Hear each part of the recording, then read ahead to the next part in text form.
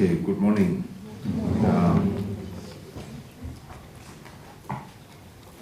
I would like to remind you, Bodhicitta, in order to have limitless ascension beings, through the cultivating the wisdom of study, contemplation, meditation.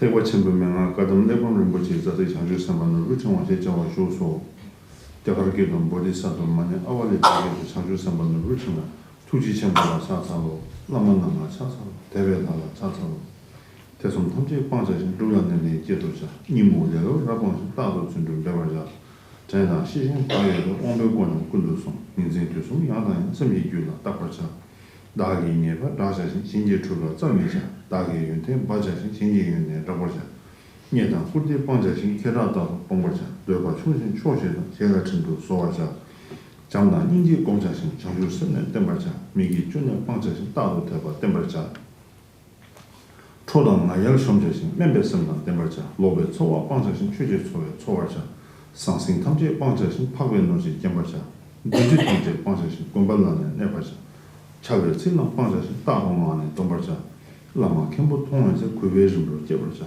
강사 취재 미진다 레당고의 신경라 덤변도시 제발자 심진 탐지 통해서 방망 구체인 도시에 디고 조보 방사신 계획신 님발자 당랑 미리 생방신 강도 대원 로화자 강랑 차고 방사신 차고면 내발자 차고에 대한 로만 도진 탈배소사 저벌세.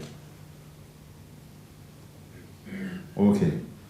Now next is 강도 대외 최동화 되고 강도 대외 최동화 대로 따로 내발자.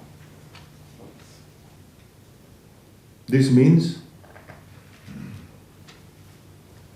although we tend to do Dhamma practice, and we are very diligent, and we are very eager to do Dhamma practice, and sometimes, if we are not so careful with your Dhamma practice, by doing Dhamma practice, if this causes the further development of our ego, and our disturbing emotion, all negativities, all unwanted circumstances, then there is no Dhamma.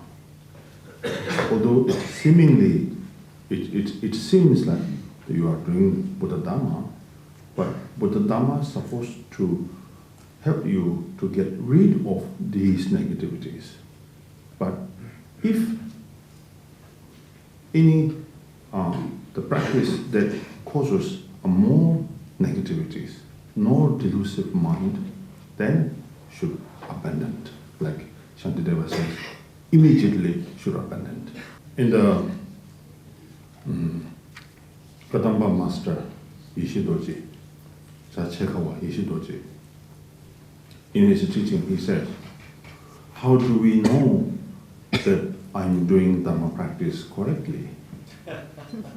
And you should prove, he says, as long as that Dhamma practice helps you calm down your mind and bring a peace and a harmony and bring compassion, loving kindness, and bring responsibility for others.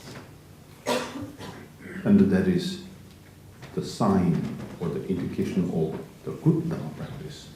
As long as, no matter how much you are diligent, 10 years retreat, 20 years retreat, doesn't matter, but as long as that Dhamma doesn't work with your ego, if ego is still there, or else ego is more strengthened, the power of the ego, that means the Dhamma is not working with you. So therefore, the wisdom is very important. Need to observe with your practice, need to judge whether you are doing right or wrong, along with your practice is needed. And sometimes when I meet some Dhamma friends or Dhamma students, and when they report to me or they ask a question, and seems to me their expectation is something different, because when you do like Yidam practice, your expectation is to see that Yidam, not you try to reduce your ego. So it's the opposite. And then when you see some powerful deity or wrathful deity in your dream, you are so happy. Next morning you say, oh, I saw that Idam. Does this mean, am I doing right? So you feel kind of contained and feel satisfaction. But that is wrong. And sometimes the evils and the devils could be transformed into the form of Idam. If you are, as long as your Dhamma practice does not work with your ego. So ego is playing with you. And you see Idam, but don't know whether it's the right Idam or wrong Idam. So therefore, that's not important. To have a vision of the deity, the vision of the mandala is not that important. The important is to fight, to make a battle with your ego. And the prime, our enemy, is the ignorance, is our dualistic mind. If you are able to bring all the Dhamma practice with that, to bring them down, or to finish them, or to dispel them, so that is the best vision. And no longer you needed to see that particular idam at all. Yes. And the 15th Karmapa, Kachaptoji, in his the Mahakala commentary, and he says that like those the practitioners of like Mahakala and Mahakali who wishes to see them, and he says, as long as you are able to bring the power of ego a little bit down, or as long as you are able to catch the essence of the Mahakala and the Mahakali, which is emptiness and which is the unification of the bliss and the emptiness. If you are able to adopt that experience naturally in your practice, then there is a time that you can see them in person or in dream or in vision whatsoever. Otherwise, if you think Mahakala is solidly there, Mahakali is solidly there, and I'm asking them help because I want to finish my enemy, I want to finish my disease, and I want to finish all these unwanted circumstances. So with that kind of attitude, if you do practice Mahakala Mahakali, and he says there is no hope, and there is no the chance to see that this Mahakala and Mahakali. Therefore, these verses says that whatever practice you may do, if you are able to see the origin of every joy, then you should be diligent. This shows simply having diligence is not enough. You are very diligent, but you have no wisdom, whether I'm doing right or wrong. If you do not observe, so keep doing practice does not mean that you are doing right. So therefore, experience is rather very important. So therefore, you should observe.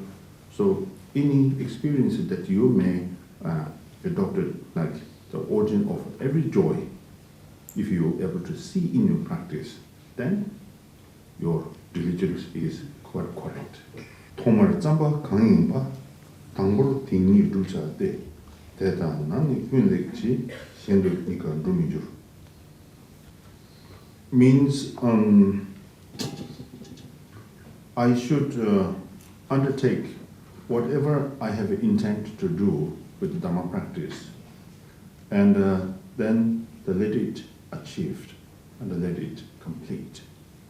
This means like it's very obvious. Many Dhamma practitioners, so they want to do a little bit here and incomplete, and then jump to the next one, try to do that one, incomplete, and then the next one. You are so excited with all kinds of practices, but never complete any of them. So the Atisha is trying to tell us, bring focus and to try to finish one that is already started. So then once you complete that one, okay, so you can start the next one. This will affect then the next practice that can complete successfully. Otherwise, you make this incomplete, this practice, then bad effect, negative effect to the next, and that will also going to be incomplete. This means we have a tendency to do many Dhamma practices, and some of us maybe we like very much the big number of doing any Dhamma practices. So, and I have met up some Dhamma friends as well, and saying that, oh, because I'm doing like a Tara prayer, I'm doing the forearm generation practice, I'm doing medicine Buddha, I'm doing this and that. Like it's 12 to 13, 14 idams you are doing practices. Yes, sounds very good actually, because I myself also feel happy about that. But then when I see your face, it's a very long face. Because you never smile, say that, oh, I'm doing very good. Not like you say, oh, I'm tired and I'm doing not well. So there are a lot of complaints, which I feel also very, very bad. So I can't do anything because I'm not idam. So,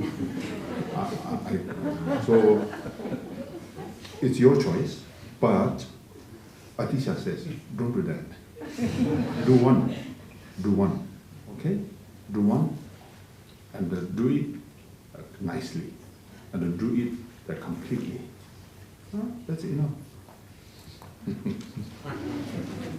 But this does not mean, or I didn't mean, don't do big numbers. Of course, you can still do big numbers, it's good, but then the concentration, as well as like we are talking about achievement from the practice. So if you are unable to experience the achievement from the practice, then that is just giving you tired, just exhausted, tired from your practice, which is not practical. So practical instruction here is do one, complete with joyfully. So that is important.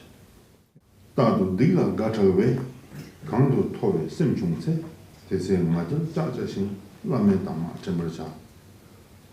I explain because the verse in Tibetan, the root text, a bit tricky.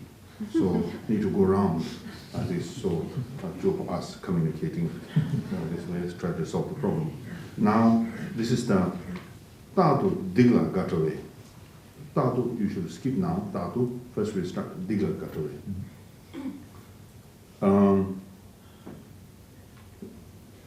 I can put it like that. When you do practice, by doing Dhamma practices, and a certain experience of achievement or benefit may gain while you do practice, then there is another problem, which is the second verses. Kando towe simchungse, pride arise. Pride. That is very dangerous. If you do not observe your mental attitude, then you can check and you can see your mental attitude. There is pride arise. Oh, I'm doing now very good. I'm doing better than him, better than her. Yeah, my view is much better than them. My meditation is much deeper than them.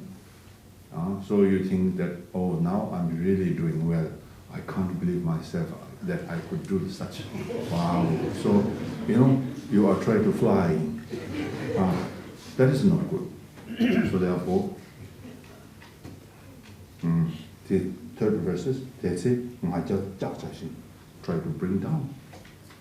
Try to bring down what? The pride. Bring down pride. Your pride should bring down. And this does not mean, according to the Kadamba tradition, this kind of majal is just a reflection of the power of the Dhammadhatu. But the problem is because we grab the majal or the pride itself. So we don't blame the majal itself or the pride itself. But problem is we follow the pride. Then the pride lead us away. So that's the problem. So therefore, tatu now, tatu mayo, tatu ngajalja. Then Lame Dhamma Chambacha. So Dhamma is very important instruction, the thorough instruction and the detailed instruction is really needed to be received as much as you can. Then when these kind of the afflictive emotions or the negative mental attitudes or negative tendency arise, then you must remember the instruction that is given by the masters. So you should apply that moment. And when you look at the life story of like Naropa and the Marpa and the Milarepa, their life story is like mostly based on the remembrance of the instructions while they are doing the retreat, while they are doing the solitude retreat, while they are doing practice. Of course, Milarepa has gone through a lot of difficulties in the practices, but each and every obstacles that he did bring into the practice through the applying the profound instructions, because he remembered that Marpa has given to Milarepa those very detailed and clear instructions that he has never forgotten, and when the incidents comes to Milarepa, so he remembers, therefore he could manage with all these obstacles. And the instructions usually should be kept in the mind. So if you are able to keep in the mind, then when these unwanted the obstacles come, then you can apply. Spontaneously, you will remember each and every instructions. So therefore, making note in the book is not so practical, because you kept somewhere else in the corner. So when these obstacles come to you, there is not much time to search that book. And this obstacle will not let you go there and they grab the book and they come back and then wait there until, which is quite impossible. So therefore, keep in the mind, in the heart, is already there and ready to work with this obstacle. So that's more practical. Then if you remember, if you are able to remember the lamas, the gurus, or master's instruction, then the Dzogchen teaching, they use self-liberation. Means that you are able to get rid of these misunderstandings or the obstacles or whatsoever arise in the practice. So self-liberating. You don't need to depend on other methods and other remedies to dispel these unwanted the obstacles. So the minute you remember the teachings or the instructions of the master, then the self-liberated or self-eliminating.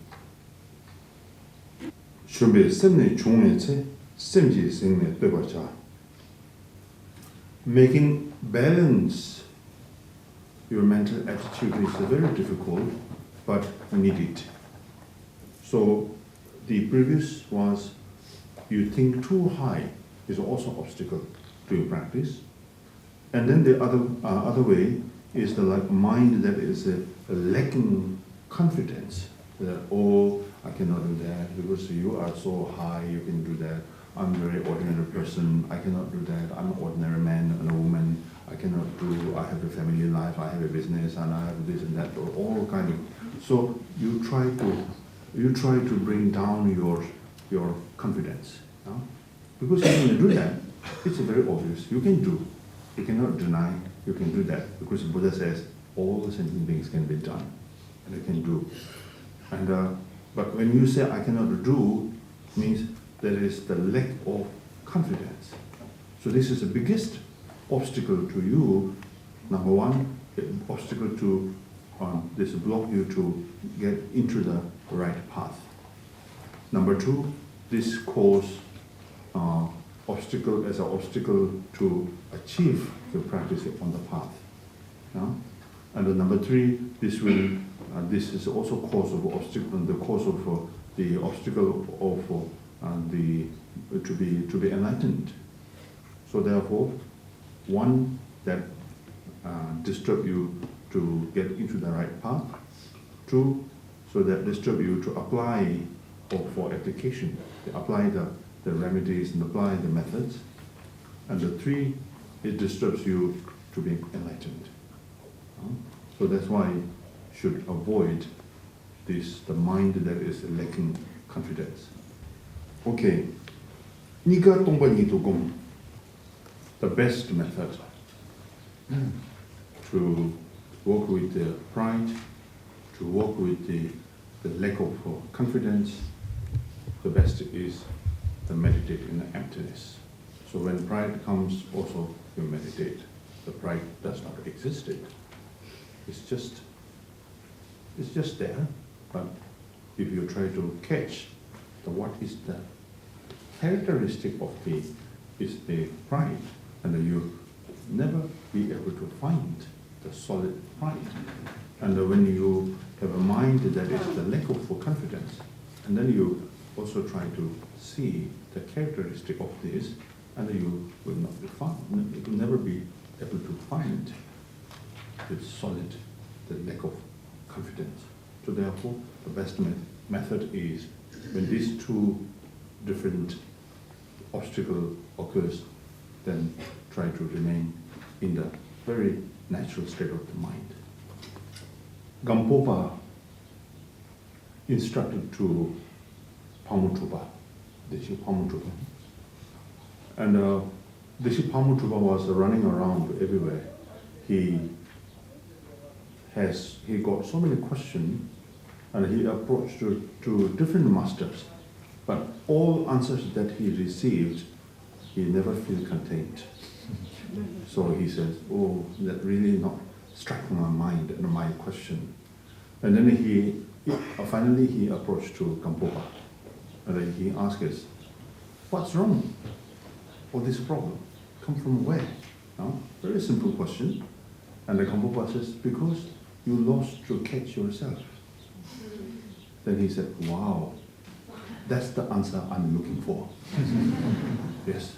So that means catch yourself.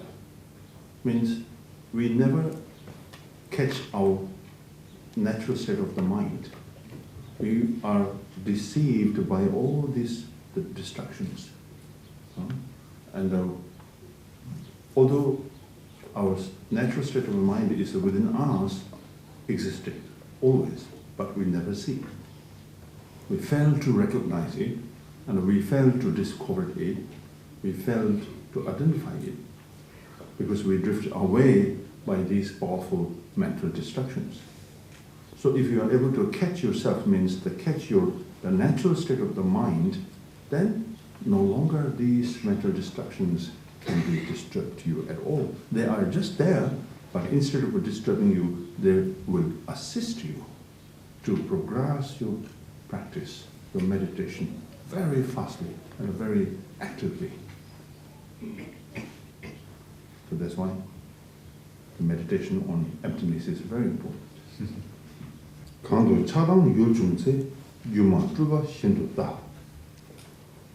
For the beginners, for normal practitioners, it's rather difficult to see your mind itself as empty, or rather it's the absence of the true existence. But when you see the object, which object cause that you are desire or angry, then what shall I do?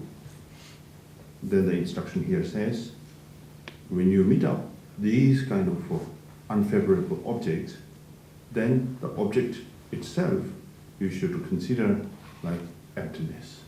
It is not truly there. It is just a reflection of your mind.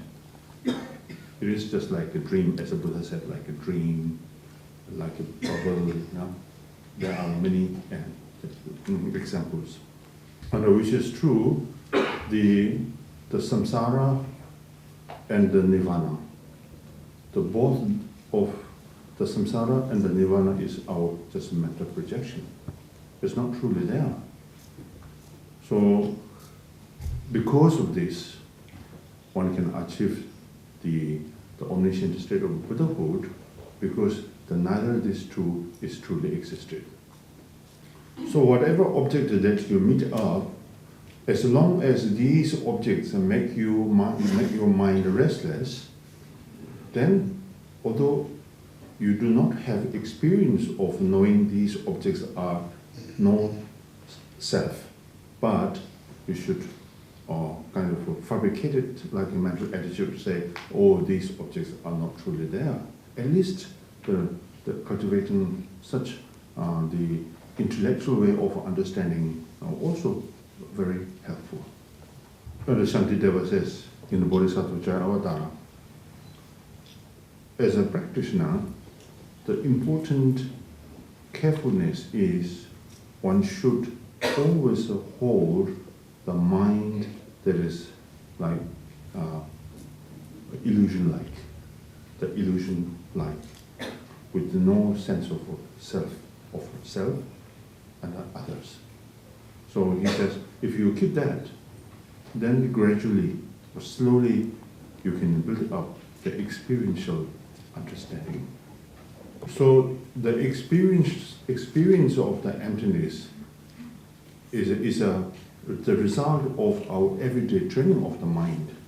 So intellectual understanding is needed, because you have to go along with the intellectual understanding that you keep applying, yes, everything is emptiness, everything is not truly existed. That sort of mental attitude needs to be built up. Then experience will be spontaneously arises. And when we talk about experience, it means it's spontaneously. It's not that something that you, the mind made up. So if you make a mind made up, then that is not experience.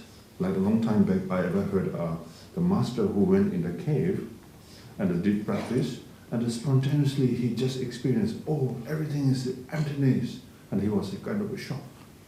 And there is a palm hand left print on the rock. So he himself shocked. And now he tried to do again. So that, oh, I'm such a highly realized being. Now I can do second print. So he did it. Oh, sorry, no more there. So instead of that, hurt his hand. There he realized, oh, spontaneous, natural is very important. Yeah, fabricated by mind is no longer useful in the practice. Yes. Meaning, like all this is almost the same. Like the object that you see is like illusion. The sound that is unpleasant sound when you hear, then you should think this is like echo, not truly there. And this is a very natural, if I think so, because as long as we have a dualistic mental attitude, then we have no choice to hear the pleasant sound and unpleasant sound. This is our problem, right? So if you are able to get rid of this, the dualistic mental attitude, then always the pleasant sound. There's no such two things, the pleasant and unpleasant. This is caused by our negative mental attitude. Like you're talking about the samsara and the nirvana, this is also the part of our dualistic mental attitude. Ultimately, there is no samsara and no nirvana, to which stage we are trying to approach now, right? So until we reach that level, we have to go through all these. So why we don't apply, practice? Say that when you hear the pleasant sounds, you must not try to arise the desire, or then when you hear this, you should think, oh, this is also like echo, not truly there. When you hear some unpleasant sound, and the same thing, you should think, oh, this is also like echo. So try to bring both. Not only when you hear the good sound and the pleasant sound, you think, oh, this is truly there. And when you hear the unpleasant sound, oh, emptiness. Oh,